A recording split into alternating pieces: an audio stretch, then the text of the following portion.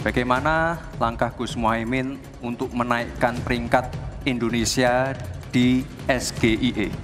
Ya mohon maaf kalau pertanyaannya agak sulit ya Gus, terima kasih. Terus terang SGIE saya nggak paham, SGIE itu apa? Tenang. Saya tidak pernah mendengar istilah SGIE. Apa regulasinya Pak untuk carbon capture and storage? Simpel sekali Pak pertanyaan saya Pak, nggak perlu ngambang kemana-mana Pak. Pengen modal 200 juta pur tanpa agunan, nggak ada yang memberatkan Pak.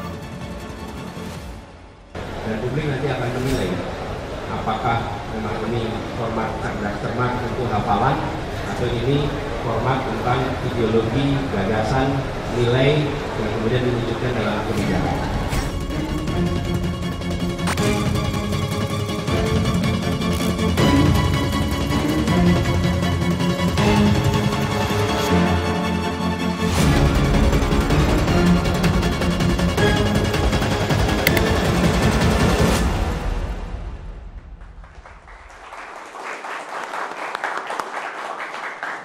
Kita lanjutkan diskusi pemirsa. Tadi Mas Ciko ada yang terpotong. Boleh Mas respon bagaimana kemudian performa dari dua calon lainnya? Kalau saya tanya calon Anda pasti jawabannya bagus. Silakan.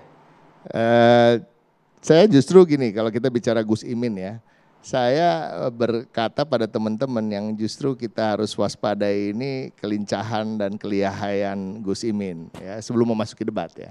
Nah ini salah satu yang kedua, tapi juga memang tidak boleh kita mengunderestimate terlalu jauh terhadap Gibran dan memang dia diuntungkan masuk ke dalam arena sebagai underdog. Orang kalau underdog itu ekspektasinya kan nggak tinggi.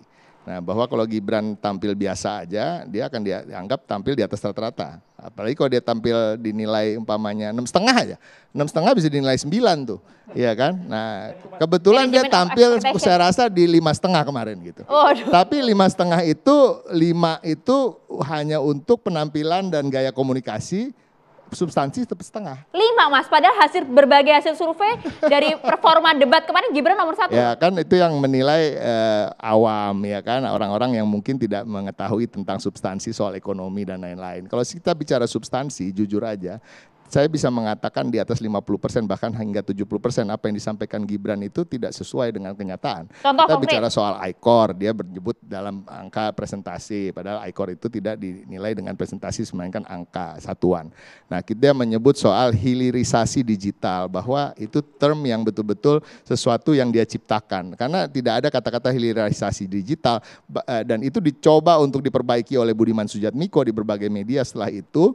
Tapi juga salah, Budiman mengatakan ya maksudnya dia adalah hilirisasi perangkat komputer misalnya. Loh, enggak gitu, itu artinya hilirisasi industri manufaktur perangkat komputer gitu. Nah ini enggak ada kata-kata hilirisasi digital. Nah yang lainnya juga ketika dia bicara soal SGIE ya kan, kita juga lihat bahwa sebenarnya dia nggak paham SGIE itu apa dan itu menjadi catatan karena dia ketika membaca, dia baca SGI itu apa? Gitu. Apa salahnya sih hanya Mas? untuk nggak masalah itu strategi debat. Nah justru ini yang saya mau angkat adalah ada kesuksesan dari tim komunikasi yang mentrain Gibran pada malam itu.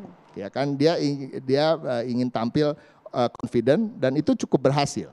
Dia tampil confident walaupun kosong gitu. Nah masalahnya adalah format debat itu menguntungkan dia. Format debat ini adalah format debat yang menurut saya kalau kita lihat, perhatikan, siapapun who has the last say, siapa yang mengatakan sesuatu terakhir dan nggak bisa disanggah lagi, itu dianggap suatu kebenaran. Dan Gibran beberapa kali mendapat kesempatan itu ketika dia bicara soal, ditanya kedua kalinya soal infrastruktur sosial. Yang dia sebutkan dengan PD-nya di akhir itu dia bilang, tadi sudah saya jelaskan, nanti saya jelaskan lagi deh gitu ya. Nah itu kata-kata awal itu menunjukkan seakan-akan dia percaya diri dan apa yang disampaikan benar, padahal salah.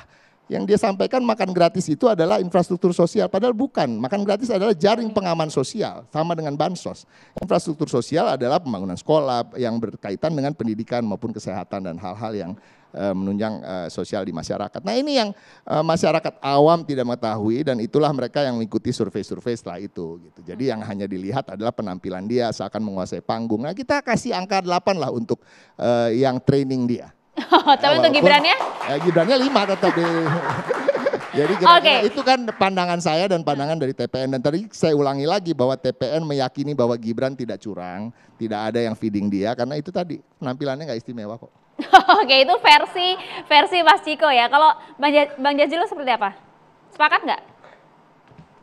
Begini, debat yang kemarin digelar ini tentu bagian dari proses demokrasi yang sebenarnya di Indonesia sedang sakit. Jadi kita nyebut hilirisasi digital dan lain-lain, ternyata yang terjadi hilirisasi politik. Di mana kemudian cawapres nomor 2 itu di situ ada bapaknya, ada adiknya, ada kakaknya, itu hilirisasi politik. Dan itu tidak baik buat kultur demokrasi. Nah, waktu di debat kemarin menurut saya ini bukan soal bully-membuli, tetapi kemudian muncul kritisisme dari masyarakat. Dua hal. Pertama soal teknis yang disampaikan oleh Pak Roy dan lain-lain, itu lebih banyak dominan orang membicarakan soal teknis. Mic-nya 3, lari ke depan, noleh kanan kiri, itu yang selalu dibahas. Tim pemenangan Anda juga mengomentari hal itu? Di masyarakat, ini masyarakat pada umumnya. Yang kedua dari sisi substansi. Dari sisi substansi sebenarnya apa yang disampaikan oleh Gus Muhaimin atau Caimin mengenalkan satu istilah baru soal selepet. Selepetnomics. Ya, selepetnomics. Itu sungguhnya menggunakan bahasa sederhana untuk mengatakan kita perlu bangun, kita perlu sadar, kita perlu perubahan di setiap lini. Nah, ini tidak mendapatkan pembahasan yang cukup serius.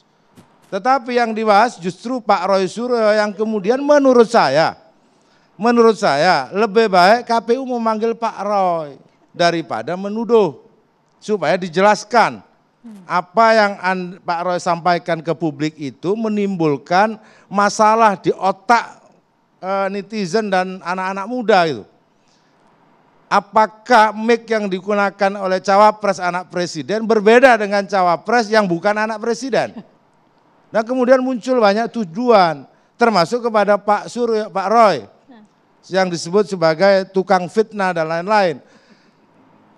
Ini sebenarnya bukan hal yang substansi yang kita bahas. Lebih baik kita membahas hal yang substansi. Apa itu hilirisasi misalkan? Apa yang disampaikan oleh Pak Muhaimin tentang perlunya misalkan 5 miliar tiap desa, perlunya perubahan, 100 orang kaya menguasai sama dengan setara dengan kekayaan 100 juta penduduk Indonesia. Itu semua ketimpangan yang nyata gitu. Tapi itu tidak menjadi fokus pembahasan memang. Karena apa? Karena di dalam debat itu mengandung cacat. Di antara yang ada, toh sekarang sedang proses KPU digugat terkait dengan kepesertaan Pak Gibran gitu kan.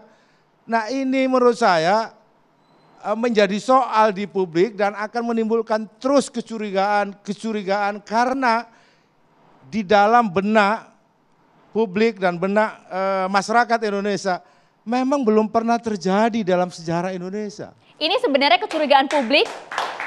Oke. Tapi begini Bang, ini sebenarnya kecurigaan publik atau strategi untuk lawan politik? Seperti disampaikan Pak Habib, ini bukan hanya publik. Publik luar negeri seperti Al Jazeera yang disebut tadi yang memuji memang Pak Gibran, tapi mengatakan di situ dengan NB, Nepo Baby. Itu kan menghina akal sehat seluruh Indonesia sebenarnya.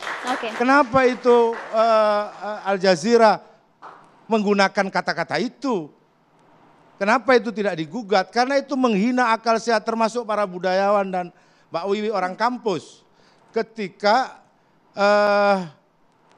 Al Jazeera memberikan nama itu, untungnya dan itu tidak disingkat disebutnya Nepo Baby. Kalau seandainya dia NB gitu aja mungkin nggak soal ya, karena orang bertanya itu.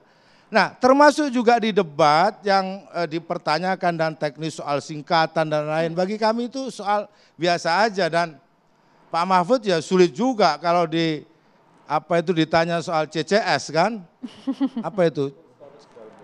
Carbon Capture Storage, apalagi itu diungkapkan, kalau disingkat lebih bingung lagi itu, CCS. Mungkin kalau CCS itu ya cawe-cawe Samsul. Nah maksud saya apa? Kritisisme terhadap debat boleh dibuka seluas-luasnya kepada masyarakat agar menjadi pembelajaran. Jadi jangan usah ditutupi dan nggak usah menuduh terlalu ekstrim kepada orang misalnya seperti Pak Suryo. Atau nanti menuduh ekstrim kepada Pak Tejo kalau mengatakan, wah debatnya Jan. Gitu kan. Kemudian orang menghina, karena apa? Kita ini sudah terhina, dihina oleh Al Jazeera. Ini ada cawapres Nepo Baby. Tidak ada istilah itu selama perjalanan sejarah Indonesia, baru kali ini. Tapi Anda melihat hal itu nggak? Apa? Tim Anda melihat hal yang sama tidak? Ya tentu, Oke. bukan hanya tim saya.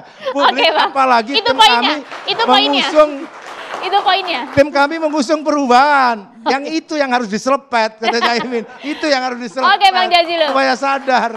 Kalau gitu kita selepet lagi dari berbagai narasumber. Prof Wiwi belum berbicara, kemudian Mbah Tejo juga belum berbicara. Kita kasih kesempatan untuk saja jeda ya sesaat lagi untuk Anda.